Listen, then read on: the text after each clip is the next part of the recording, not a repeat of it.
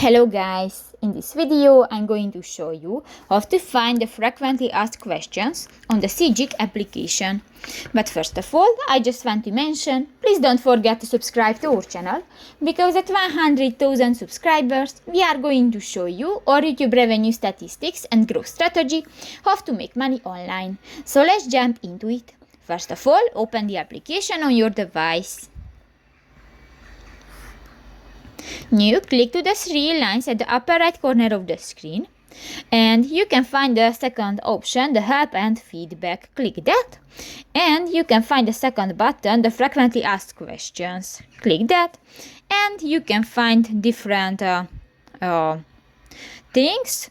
You can find categories, important articles, premium, troubleshooting, updates, travel insurance, and others. And you can find any information. You can select the language and others. So that's pretty much it for this video, guys. See you in the next one. Bye bye.